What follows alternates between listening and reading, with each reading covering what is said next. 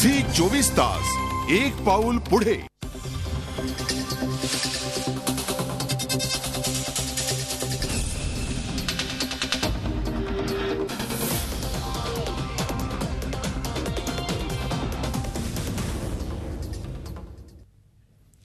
नमस्कार, मी Bhushan Karandikar. Prime watch मध्ये आपलं स्वागत। बिबट्या वस्तीत शिरल्याचं किंवा बिबट्यानं हल्ला केल्याच्या घटना नेहमीच ऐकायला मिळतात। अलीकडच्या काळात बिबट्याशी माणसाचा संघर्ष वाढत असल्याचं पाहायला मिळतंय। मुंबईच्या मध्यवर्ती भागात असलेल्या संजय गांधी राष्ट्रीय उद्यानातही बिबट्यांचा वावर आहे आणि विशेष म्हणजे इथल्या बिबट्यांची संख्या वाढली आहे। त्यामुळे संजय गांधी राष्ट्रीय उद्यान परिसराला लागून असलेल्या वस्तीत बिबट्यांचं दर्शन अटळ आहे। ज्या वेगानं या भागात लोकवस्ती वाढतीये ती पाहता माणूस आणि बिबट्या यांच्यात संघर्ष होण्याची शक्यता नाकारता येत नाही। याच पार्श्वभूमीवर का निर्माण झालीये ही परिस्थिती? हा संघर्ष टाळता येऊ शकतो का? कोण शिरलंय कोणाच्या हद्दीत? या सगळ्या प्रश्नांचा वेध घेणार आहोत आजच्या प्राईम वॉच मध्ये। बिबट्याचा संघर्ष।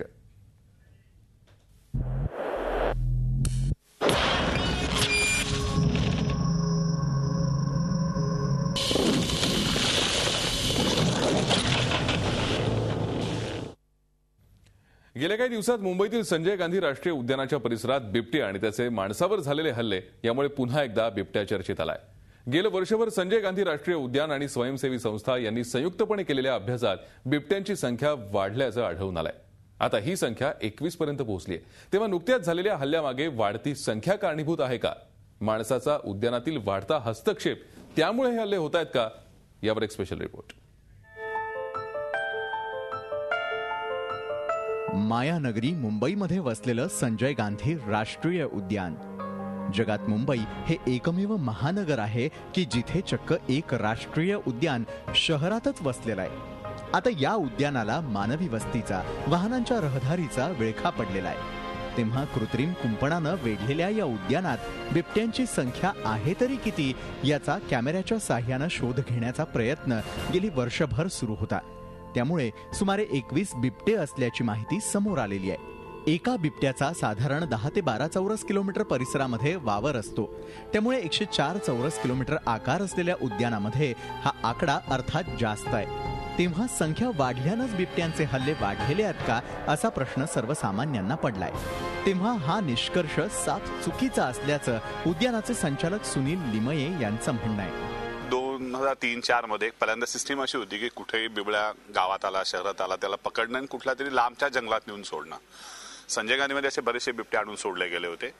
जेव्हा बिबट्याला माहिती असते की जागा आपली नाही तर तो सगळ्या जागा शोधायला जातो, त्यावेळेस मनुष्यावर हल्ल्याचे प्रमाण वाढतात। उद्यानाच्या भोवती आरे कॉलनी, कांदिवली, गोरेगाव, बोरीवली, पवई, मुलुंड, भांडूप अशा उपनगरांचा घट्ट विळखा आहे। त्यामुळे अनेकदा बिबट्याचं दर्शन उद्यानाच्या बाहेर या भागात पाहायला मिळतं। तेव्हा बिबट्यांच्या संख्येबरोबर बिबट्यांच्या हालचालीचा अभ्यास तसंच उद्यानाच्या परिसरातील वस्तीमध्ये जनजागृती करण्याचा प्रयत्नही गेली वर्षभर सुरू होता। बिबट्या घुसखोर नसून माणूसच त्याच्या हद्दीत घुसखोरी करतोय, तेव्हा दुसऱ्यांच्या घरात घुसलेल्या माणसानं स्वतःच्या सुरक्षेसाठी काही पथ्य पाळणं आवश्यक असल्याचं मत उद्यानातील निसर्ग माहिती केंद्राचे माहिती अधिकारी जगदीश वाकळे यांनी स्पष्ट केलंय। त्या एरियामध्ये त्यांनी स्वच्छता बाळगणं खूप गरजेचं झालेलं आहे। सगळीकडे कचरा करतात, म्हणजे जिथे कचराचा जो कचरा कुंडी असते तिथे काळजी घेतली जात नाही। कसाही कचरा टाकला जातो आणि त्याचा डिस्पोज ऑफ लवकर होत नाही। त्यामुळे काय होतं की तिथे कुत्री, मांजरं, पाळीव प्राणी तिथे जमा होतात आणि मग बिबळ्याला ते सोपं खाद्य असल्यामुळं बऱ्याच वेळेला बिबळ्याचं तिथे येणं होतं। तेव्हा बिबट्याचं अस्तित्व सुरक्षित राहण्यास पावलं उचलली गेली तर आपोआप अख्ख्या अन्न साखळीचं संरक्षण होणार आहे। यामुळे नुसतं जंगलच वाचणार नाही तर मुंबईला शुद्ध ठेवणारी फुफ्फुसं सुरक्षित राहतील।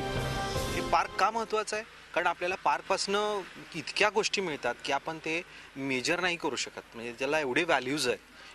आपल्याला पिण्यासाठी पाणी मिळतंय जे खूप महत्त्वाचं आहे। 8 ते 10% पिण्याचं पाणी आपल्याला मुंबईला या तलावातून मिळतंय। तुळशी विहार 2 तलाव आहेत। शुद्ध हवा करतंय। इट इज वर्किंग लाईक लंग्ससारखं काम करतंय। त्यामुळे हे खूप महत्त्वाचं आहे। थोडक्यात काय, बिबट्याला पकडून, बिबट्याला मारून जंगलावरती अतिक्रमण करून हा प्रश्न सुटणार नाहीये। तर उद्यानाच्या परिसरात राहणाऱ्या नागरिकांनी समजूतदारपणा दाखवला तर बिबटेही सुरक्षित राहतील, जंगल सुरक्षित राहील आणि मनुष्यही या परिसरात निर्भयपणे राहू शकेल। झी24 ताससाठी अमित जोशी, मुंबई. संजय गांधी राष्ट्रीय उद्यानात बिबट्यांची संख्या वाढली आहे ही एक चांगली बाब आहे. पण भविष्यात माणसाशी त्याचा संघर्ष वाढणार तर नाही ना, अशी शंका व्यक्त केली जाते. आणि हे रोखण्यासाठीच मुंबईकर्स फॉर SGNP हा उपक्रम हाती घेण्यात आलाय. कारण यापूर्वी अनेक वेळा बिबटे आणि माणूस यांच्यात सामना झालाय. मे 2012 ठिकाण आरे कॉलनी, मुंबई. 5 वर्षाचा मुलगा ठरला बिबट्याचं लक्ष.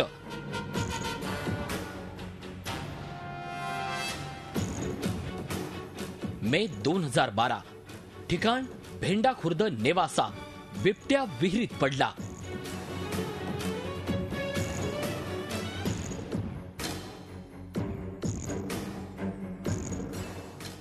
एप्रिल 2012 ठिकाण निफाड, नाशिक.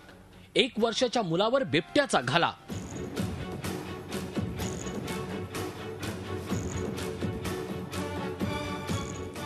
एप्रिल 2012 ठिकाण मुलुंड, मुंबई. बिबट्याची शाळेत हजेरी.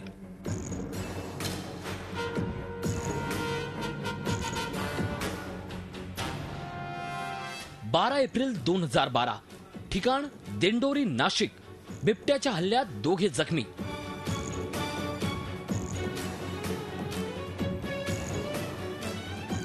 एप्रिल 2012 ठिकाण वणी, नाशिक. बिबट्याच्या हल्ल्यात 4 जखमी.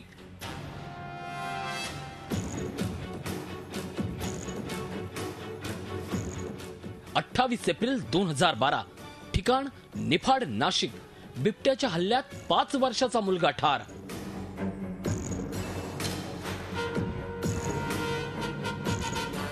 मार्च 2012 ठिकाण रामवाडी, नाशिक. बिबट्याच्या हल्ल्यात 4 जण जखमी. वाढलाय. माणसांवरचे बिबट्याचे हल्ले का वाढले आहेत? बिबट्यांवरचे हल्ले रोखणं शक्य आहे का, असे एक ना अनेक प्रश्न निर्माण झाले असून बिबट्याचा वावर असलेल्या भागात त्याच्या दहशतीमुळे जनतेची आता झोप उडाली आहे. झी24 ताससाठी ब्युरो रिपोर्ट, मुंबई. मुंबईच्या मध्यवर्ती भागात संजय गांधी राष्ट्रीय उद्यान आहे. 103 चौरस किलोमीटर क्षेत्रफळात पसरलेले हे उद्यान म्हणजे मुंबई शहरासाठी शुद्ध हवा पुरवणारं फुफ्फुसच म्हणावं लागेल. पण गेल्या काही वर्षात त्याला कॉन्क्रीटच्या जंगलाचा विळखा पडलाय. त्यामुळेच त्या परिसरात त्या वस्तीत बिबट्याचा वावर वाढलाय. आपल्या पिलाला छातीशी घेत मुक्तपणे फिरणारी माकडं, रस्त्यावर बिनधास्तपणे बागडणारी माकडं, हे संजय गांधी राष्ट्रीय उद्यानातील नेहमीचं पण डोळ्यांना सुखावणारं दृश्य. असे अनेक प्राणी या उद्यानात मुक्तपणे संचार करत असतात. या उद्यानामुळे विविध जातींच्या प्राणी पक्ष्यांचं अस्तित्व टिकून आहे. त्यांची संख्याही वाढते आहे. एवढंच नाही तर विविध प्रकारची झाडंही इथं बहरतात. मुंबई आणि ठाणे शहरामधील हवेच्या प्रदूषणाची तीव्रता कमी करण्याचं काम हे उद्यान करतं. ही उद्यानं म्हणजे या 2 शहरांची जणू फुफ्फुस आहेत. गेल्या काही वर्षात या उद्यानात माणसाचा हस्तक्षेप वाढत चाललाय. उद्यानाला लागून लोकवस्ती वाढत चालली आहे. निवासी संकुलाचं बांधकाम वाढत चाललंय. जगण्यासाठी माणसाचा आटापिटा सुरू आहे. मात्र हे करताना होणारे परिणाम उद्यानातील वनसंपदेला सहन करावे लागतायत. विशेषतः उद्यानातील बिबट्याच्या मुक्त संचारावर यामुळे गदा आली आहे. त्यातच कुत्रे, कोंबड्या यासारखे भक्ष्य सहज उपलब्ध होत असल्यानं बिबट्या वस्तीमध्ये शिरल्याच्या घटना वारंवार पाहायला मिळतात. उद्यानाच्या 4ही बाजूनं मानवी वस्तीचा, बांधकामाचा फास सावळला जातोय. हे चित्र असंच राहिलं तर काही वर्षांनी उद्यानाचं रूपांतर 4ही बाजूनी वेढलेल्या एका मोठ्या प्राणी संग्रहालयात होईल. या प्राणी संग्रहालयात प्राण्यांचा मुक्त संचार असेल. भोवतालचं जंगलही तसंच असेल. मात्र उद्यानाची सीमारेषा प्राण्यांना काही ओलांडता येणार नाही. हे वन्यजीव 104 चौरस किलोमीटरच्या प्रदेशात कायमचे बांधले जातील. आणि त्यानंतर बिबट्या आणि माणूस यांच्यातला संघर्ष कितीतरी पटीनं तीव्र झालेला असेल. कारण बिबट्या हा बदलत्या परिस्थितीशी जुळवून घेणारा प्राणी आहे. नैसर्गिक अन्न साखळीत बिबट्याचं पारडं जड आहे. तो अनेक प्राण्यांना खातो, पण त्याला कुणीच खात नाही. भविष्यात परिस्थिती आणखीनच गंभीर होण्याची शक्यता नाकारता येत नाही. त्यामुळे या विषयावर जनजागृती करणे हाच एकमेव रामबाण उपाय. झी24 ताससाठी अमित जोशी, मुंबई. या संघर्षाच्या आणखीन काही बाजू आपण पाहणार आहोत. मात्र त्यापूर्वी एक छोटीशी विश्रांती. पाहत रहा प्राईम वॉच. झी 24 तास, एक पाऊल पुढे.